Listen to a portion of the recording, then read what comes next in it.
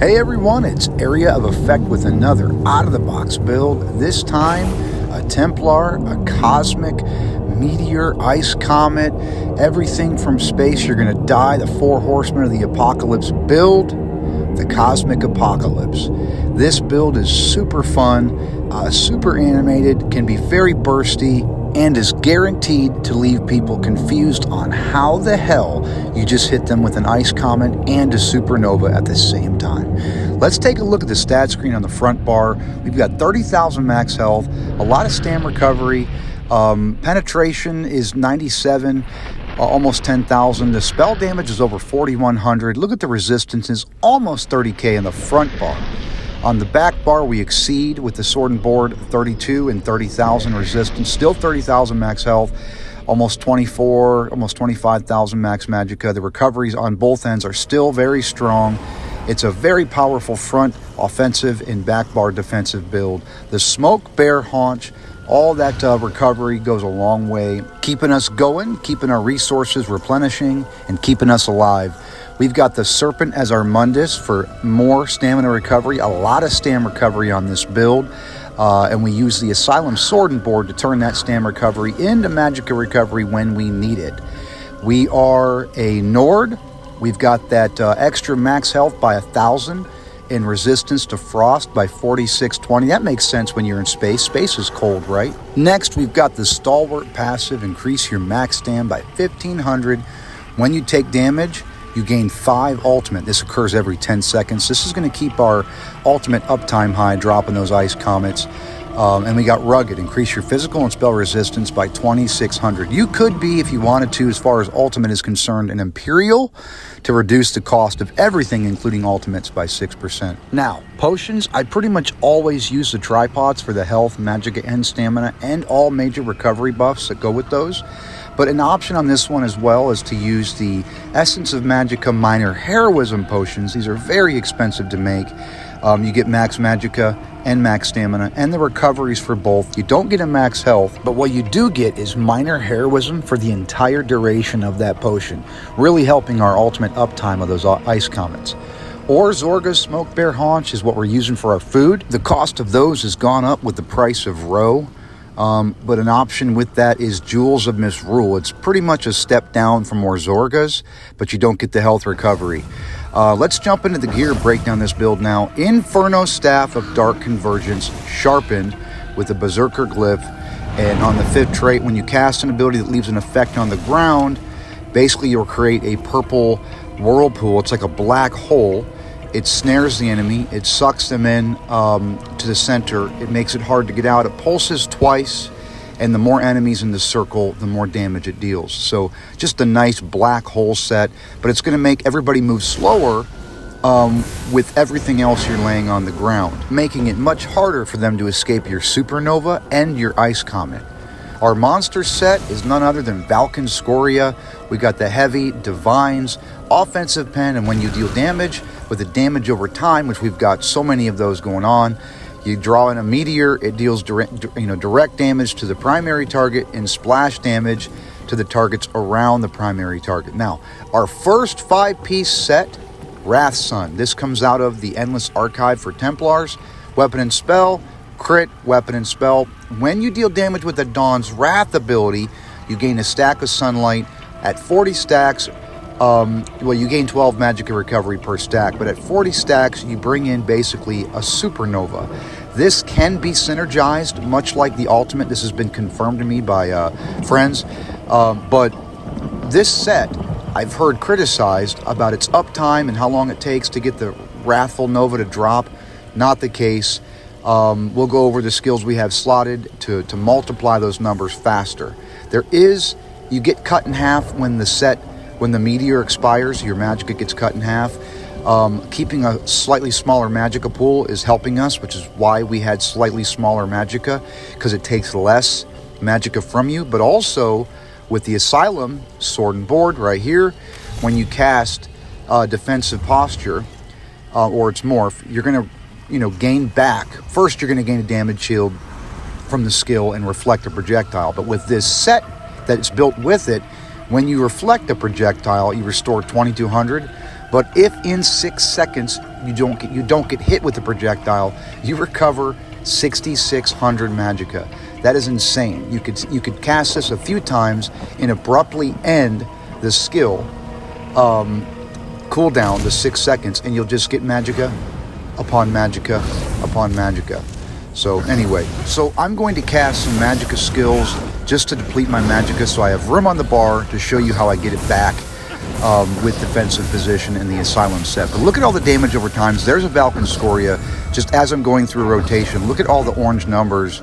Those are dots. I had a bunch stacked up earlier. There's Wrathful Nova. You know, look at all the orange numbers ticking. And there's an Ice Comet. There is the purple Dark Convergence, pulls everybody in. There's Valken Scoria.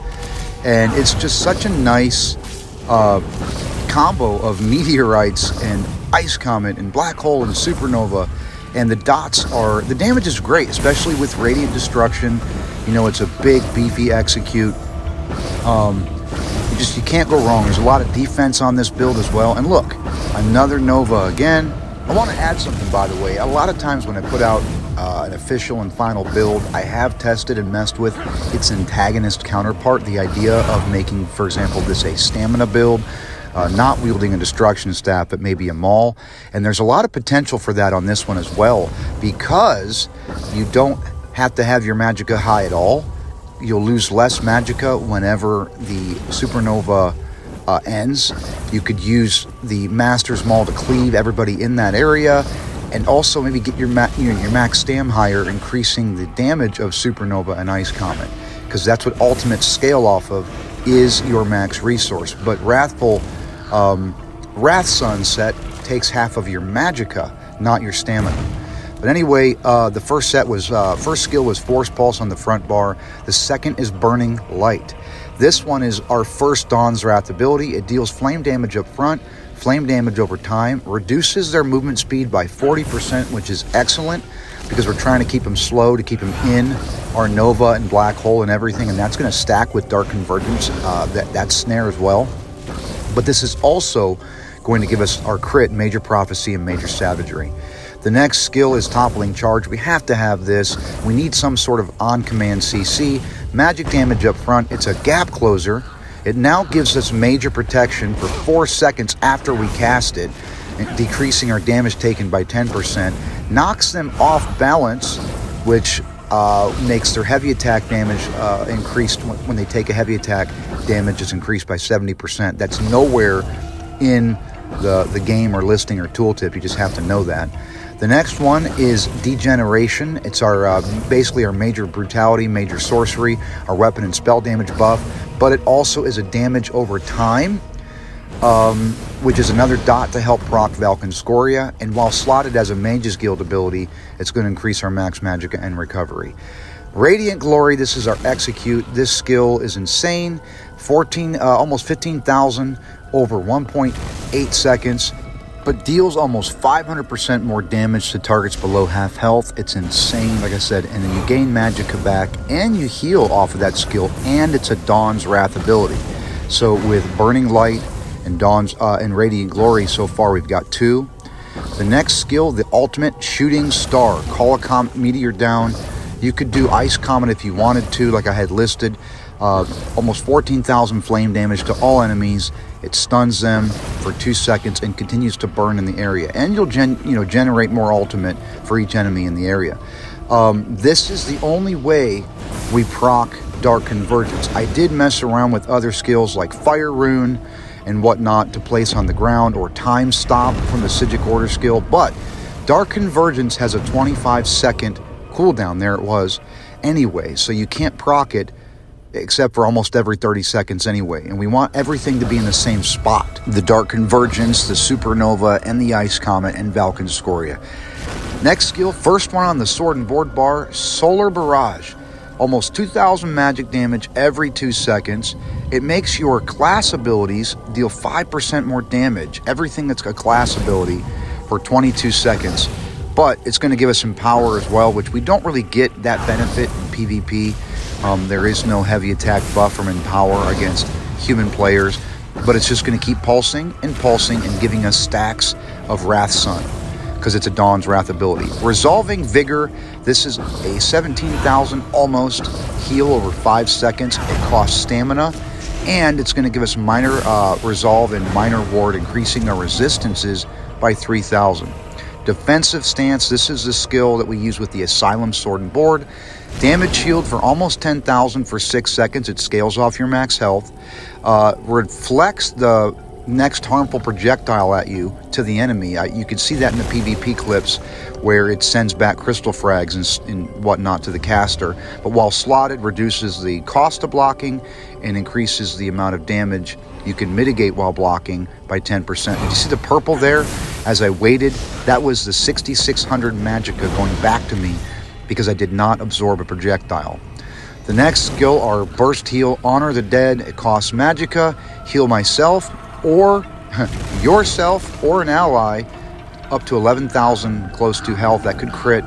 And then you can restore percentage of the cost if they're below 75% health. I like to have a quick burst heal to add with my Resolving Vigor, which is a heal over time. Now the next skill is the Restoring Focus. This is our major resolve and major ward for 20 seconds. You recover stamina. You could pick the magic morph if you wanted it, but I wanted stamina for any kind of blocking, getting stamina while we're blocking, because stamina is shut off while you're blocking. And then while the rune is active, you heal for 875 health every 1 second. Scales off your max health, but if you're in the rune, it heals for 200% more. So it's going to heal immensely more. I've noticed it in PvP. It's a big deal. Try to stay in this rune when you can, unless it gets layered up with dots and AoEs. The ultimate on this bar, Temporal Guard. It's a Psijic Order skill. Basically, you can step back in time, restoring health, magicka, and stamina, and your position to what they were 4 seconds ago. And this is awesome if you be smart with it. While it's slotted, by the way, you gain that Psijic Order shield, which just looks cool and spacey. So I'm going to round the corner, and then when I get out of sight, I cast it, and look, I'm back where I was. So you can drop off a cliff, you could round a corner. You know, in PvP, use this very intelligently, and you could escape almost any situation. Here's just a little clip of, look, the Supernova, the Ice Comet, and the Meteor all back to back right there, and I just love it. All right, jumping into the champion points now. Exploiter increases the damage done to off-balance enemy by 10%. That's awesome because we use toppling charge, so we put them off balance on command. So 10% more damage to everybody. Biting Aura increases the area of effect damage by 6%. That's pretty much everything we do.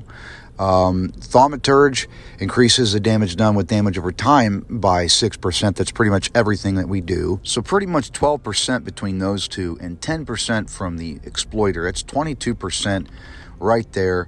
And then Arcane Supremacy, 1,300 max magicka. I still wanted to get that max magicka up a little bit. You could switch this around if you wanted to something else more your style. On the red tree now, Boundless Vitality, 1,400 max health. I love this one. I pretty much use it on all my builds. Fortified, 1,700 more armor, physical and spell resistance. I love that one. Pretty much use it on all my builds. These are honestly pretty standard on all my builds, unless there's a special reason why I'm picking something else. Both Sustained by Suffering and Rejuvenation are going to result in a lot more recoveries of health, magicka, and stamina, which just keep us going and going. Well, that's pretty much going to wrap up the CP distribution and wrap up this build, the Cosmic Apocalypse build. If you like this build and you want to see more, head on over to my channel. I've got plenty of builds on there. Stamina, magicka, all roles, healers, damage dealers, tanks, everything you could think of. Think really hard and you'll find a build on my channel that's really, it's not in the box. Even though I would put it in a box and give it to you for Christmas because that's coming up. Check out my Santa build. Anyway, all right, Area of Effect, signing out.